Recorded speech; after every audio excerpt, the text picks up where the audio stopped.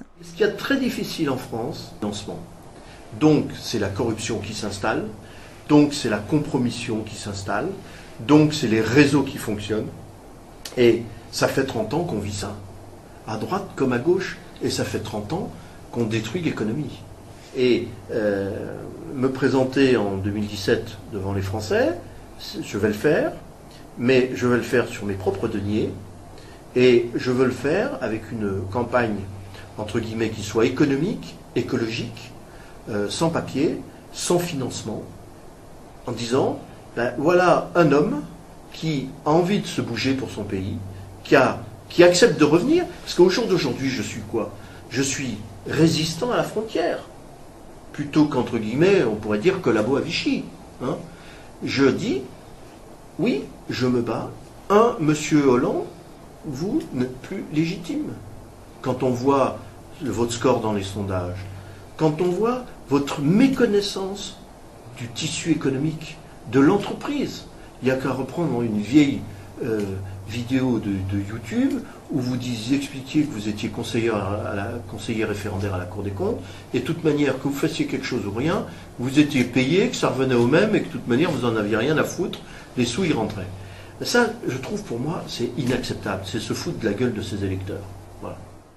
Indépendant des partis qui divisent au lieu de rassembler, dans une approche très gaullienne de la fonction présidentielle, il entend mener une campagne fondée sur la réduction des dépenses de l'État de 30% pour réduire la pression fiscale et afin de relancer l'économie.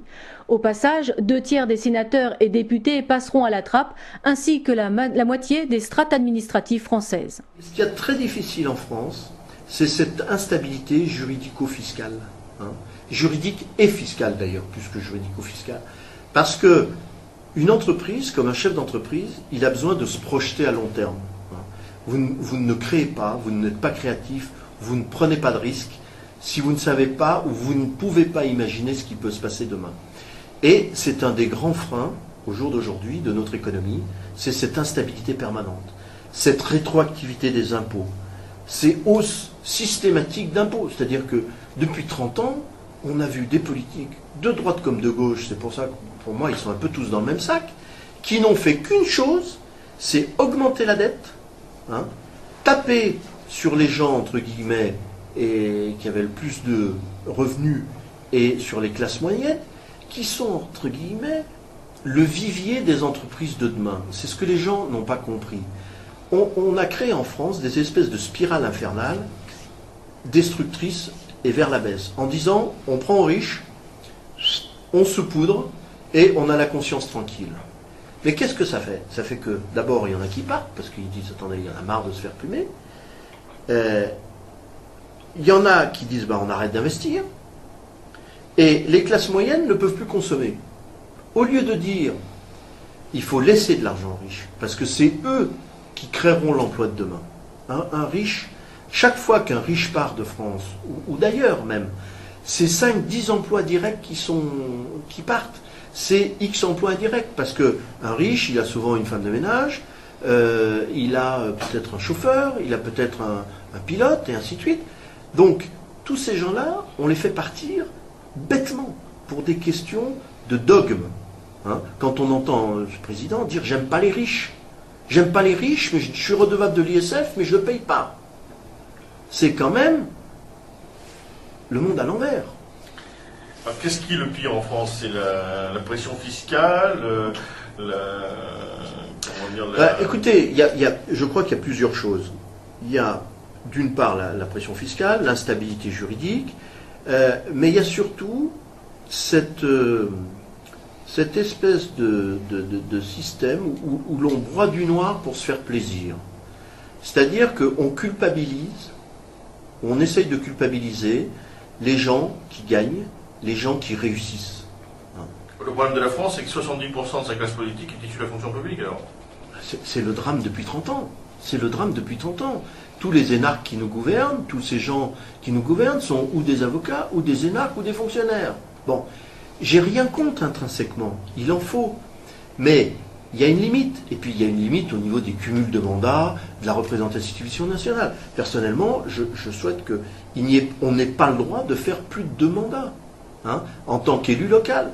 Il ne faut pas qu'on ait le droit de faire plus d'un mandat de président de la République. Il ne faut pas que les députés puissent cumuler, comme je l'ai vu, pas loin de 43 postes différents, avec des revenus de plus de 50 000 euros.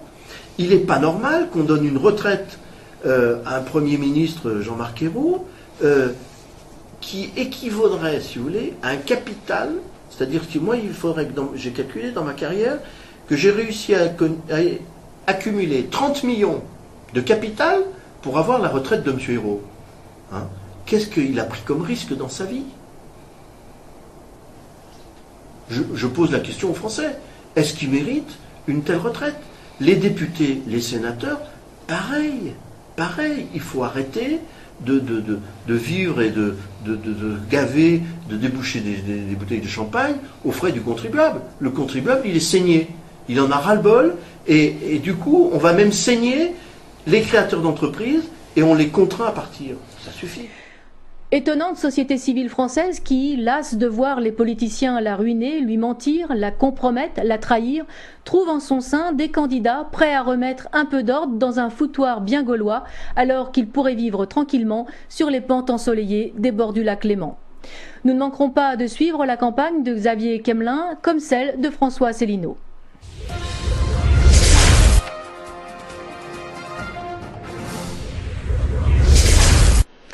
Dans le conflit fiscal qui oppose les banques suisses avec les États-Unis, les parlementaires suisses ont refusé de suivre le gouvernement fédéral qui souhaitait traiter en urgence cette question suite à l'ultimatum imposé par Washington.